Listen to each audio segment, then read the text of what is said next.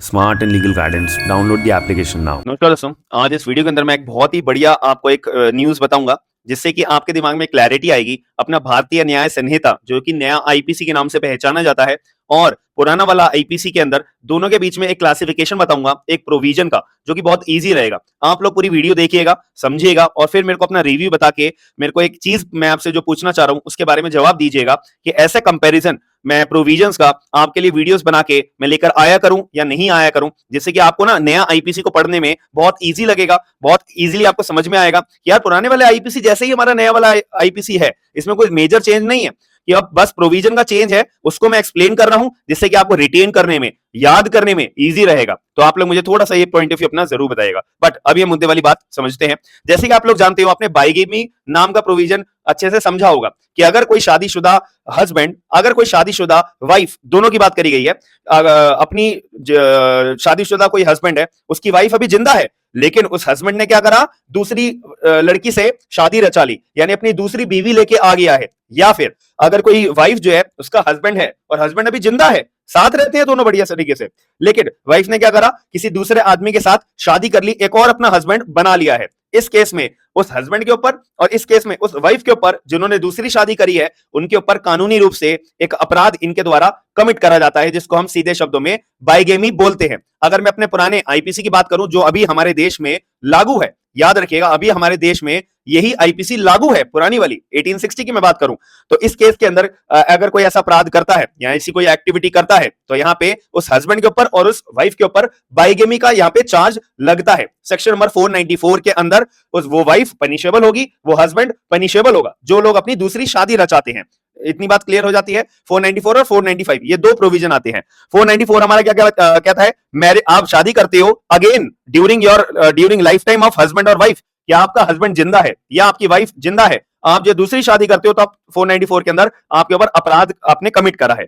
यहाँ पे आपको सजा कितनी मिलती है, 7 सालों की सजा मिलती है। ये दिख रहा है आपको, मैं हाईलाइट करके दिखा रहा हूँ। वीडियो में आगे बढ़ने से पहले मैं आपको एक बहुत बड़ी अपडेट देना चाहता हूं। तो आप लोगों ने अगर मेरा smart and legal guidance application download करा हुआ है, तो आप लोगों को मेरी एप्लीकेशन के ऊपर ऑल इंडिया बार एग्जामिनेशन के सारे 14 सालों के ऑल इंडिया बार एग्जामिनेशन एग्जाम्स के पीवाईक्यूज देखने को मिलेंगे, आंसर कीज देखने को मिलेगी, और आपकी प्रिपरेशन के अंदर बूस्ट अप होने के लिए ये बहुत जरूरी मटेरियल है जो आपको इजीली कहीं पर भी अवेलेबल नहीं होता है। तो ये 30% डिस्काउंट के लिए केवल 215 रुपए के अंदर मैंने आपको 14 सालों के अपने सारे के सारे पीवाईक्यूज और विद आंसर कीज, ऑफिशियल है पेपर सारे और ऑफिशियल आंसर कीज है, आपको प्रोवाइड कराए हुए हैं। एप्लीकेशन डाउनलोड करिए और ये बेनिफिट को अपना फायदा जरूर उठाइए। एंड साथ ही में जो लोग अपना प्रैक्टिस करते हैं और यंग एडवोकेट्स हैं जो अपना प्रैक्टिस के लिए आना चाहते हैं, तो उनके पास में ये 8000 से ज्यादा लीगल ड्राफ्ट का पूरा कंप्लीट पैकेज, अपना सिविल आपका कोई भी ड्राफ्टिंग हो, क्रिमिनल कोई भी ड्राफ्टिंग हो, एग्रीमेंट कोई भी ड्राफ्टिंग हो, रिट पिटीशन कोई भी ड्राफ्टिंग हो, एसएलपी कोई भी ड्राफ्टिंग हो, हिंदी के अगर ड्राफ्ट चाहिए, इंग्लिश में तो सारे के सारे अवेलेबल हैं, हिंदी के अंदर भी सारे अवेलेबल हैं, तो अगर आपको चाहिए तो ये आपके लिए बहुत बढ़िया ऑफर है। 30% डिस्काउंट के अंदर आप ये सारे के सारे लीगल ड्राफ्ट अपना अवेल कर सकते हो। बस याद रखना, smart and legal guidance application आपको डाउनलोड करना है। और अब जो लोग जुडिशरी की अपनी तैयारी कर रहे हैं और जिनको लगता है यार मेरा ना एविडेंस एक्ट बहुत ज्यादा वीक है, और तो मेरे को कोई बैच मिल जाए अफोर्डेबल प्राइस के अंदर जिसमें मेरे को कंप्लीट मेरे को सब्जेक्ट देखने को मिलेगा, लाइव एंड रिकॉर्डेड क्लासेस देखने को मिलेंगी, अब जो नए चेंजेस आ रहे हैं उसके बारे में मेरे को बहुत अच्छी खासी नॉलेज मिल जाए, मेरे टेस्ट भी लिया करे, मेंस के भी टेस्ट हो, मेंस के अंदर मेरे को नोट्स भी प्रोवाइड कराए जाए, क्वेश्चन आंसर की फॉर्म में भी नोट्स प्रोवाइड कराए जाए, कंप्लीट थिंग मैं आपको प्रोवाइड करा रहा हूं। 30% डिस्काउंट आपको देखने को मिलेगा, लिमिटेड टाइम पीरियड का है। तो जितने भी लोगों को लगता है मेरा एप्लीकेशन डाउनलोड करने के बाद में स्मार्ट एंड लीगल गाइडेंस, तो आप ये ऑफर का वेल कर सकते हैं। साथ ही में फ्री लीगल जीके की क्लासेस दोबारा शुरू हो रही हैं। यूट्यूब के अंदर आपको फ्री लीगल जीके की क्लासेस देखने को मिलेंगी और उसका complete PDF free of cost आपको जो है मेरी एप्लीकेशन के ऊपर स्टडी मटेरियल के अंदर फ्री ऑफ कॉस्ट के अंदर प्रोवाइड होंगी। तो सारा बेनिफिट मिलेगा।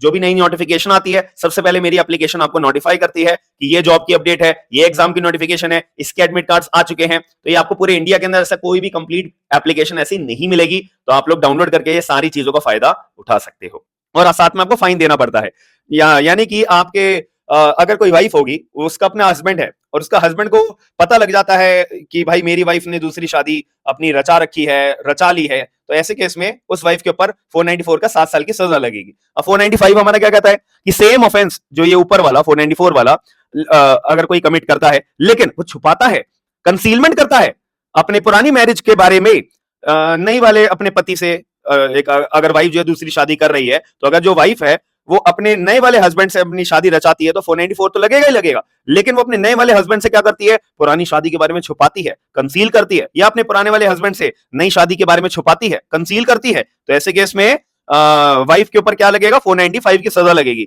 बस इसमें फर्क क्या है, यहाँ पे है तो दोनों बाइगेमी, याद रखिएगा, आप खुल्लम खुल्ला अपनी शादी कर रहे हो 7 साल, छुपा के कर रहे हो 10 साल, बस ये फर्क है। यहाँ पे आपको पनिशमेंट मिलती है 10 साल की, ठीक है, और साथ में फाइन लगेगा। ये हाईलाइट करके मैंने आपको दिखा दिया, इसको बोलते हैं बाइगेमी। और ये केवल वाइफ के ऊपर नहीं लगता, मैं बार बार बोल रहा हूं, हस्बैंड अगर ये करता है कि भाई हस्बैंड जो है एक अपनी शादी रचा रखी है, उसके पास अपनी वाइफ है और वो दूसरी शादी रचा लेता है, दूसरी वाइफ ले आता है खुल्लम खुल्ला, तो ऐसे केस के अंदर यहाँ पे हस्बैंड के ऊपर 494 यानी 7 साल की सजा। लेकिन अब दूसरी सिचुएशन क्या है कि हस्बैंड के पास अपनी एक शादी रचा रखी है, वाइफ है उसके पास, लेकिन वो अगर दूसरी शादी रचाता है, दूसरी वाइफ लेके आ जाता है और वो ये बात को छुपाता है, ये फैक्ट्स को छुपाता है, ऐसे केस में क्या माना जाएगा, हस्बैंड ने बाइगेमी करी है, लेकिन कंसीलमेंट की वजह से इसको 7 साल की सजा नहीं मिलेगी, 10 साल की मिलेगी। ये फर्क होता है बस। अब याद रखिएगा, ये हमारा जो अगर अभी के टाइम पे, आज के टाइम पे कोई अपराध करेगा तो इसके ऊपर ये लाइबल है। लेकिन अगर मैं नए वाले आईपीसी की बात करूं, क्या नए वाले आईपीसी के अंदर, जिसका नाम है भारतीय न्याय संहिता 2023 का जो हमारा बिल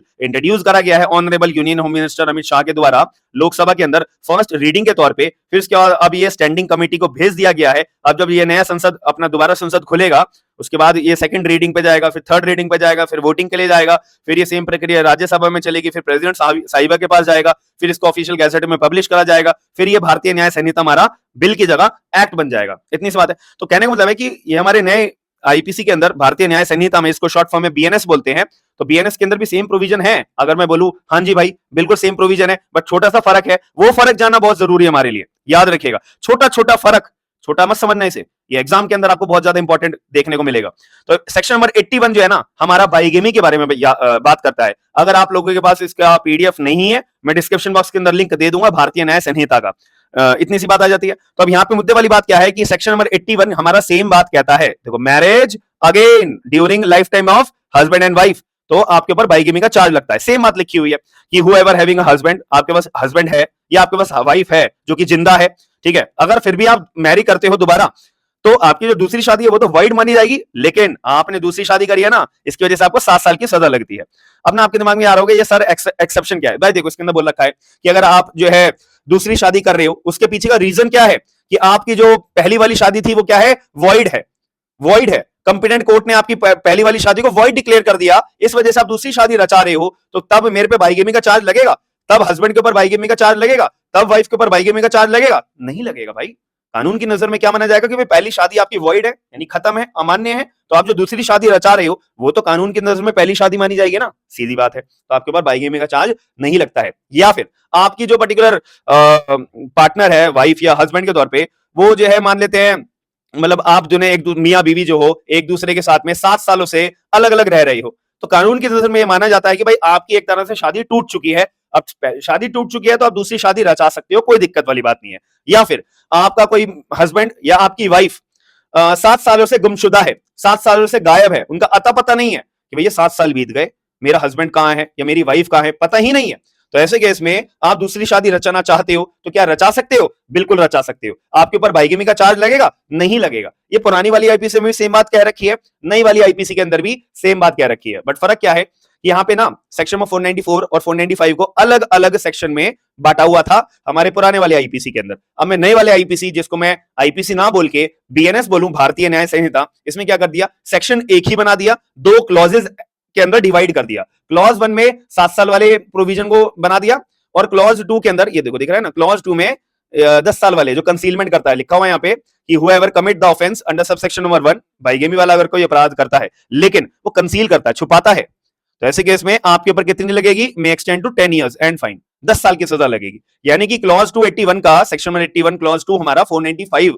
वाला प्रोविजन है, और सेक्शन नंबर 81 का क्लॉज नंबर 1 जो हमारा बात कर रहा है वो हमारा 494 का ही प्रोविजन है। बात खत्म, याद रखिएगा।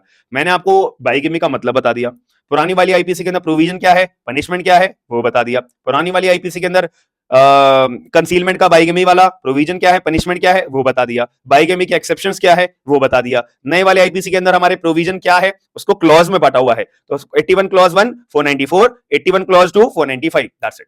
याद रखिएगा, दिमाग में ये चीजें सेट कर लीजिएगा, तो आपके लिए बहुत इजी रहेगा नए वाले आईपीसी को समझना। यानी कि आईपीसी ना बोल के बीएनएस बोलेंगे। बीएनएस जो नया कानून है हमारा क्रिमिनल लॉ का, तो वो समझने में आपको बहुत इजी लगेगा, अंडरस्टैंडिंग रहेगा। अपनी कॉपीज में नोट्स बनाते रहना इस चीज के बारे में कि पहले 494 495 जो हमारा आईपीसी है उसको मर्ज करके एक बना दिया है। याद रखिएगा, एग्जाम में सारे क्वेश्चन पूछे जाएंगे बट इजी है समझना। देखो हमने कितनी चुटकियों में याद भी कर लिया ये चीजों को। तो ऐसी वीडियोस लाया करूं या नहीं लाया करूं, प्लीज कमेंट बॉक्स के अंदर ये पॉइंट जरूर बताएगा। बाकी हम मिलते हैं नेक्स्ट वीडियो के अंदर। थैंक यू, धन्यवाद।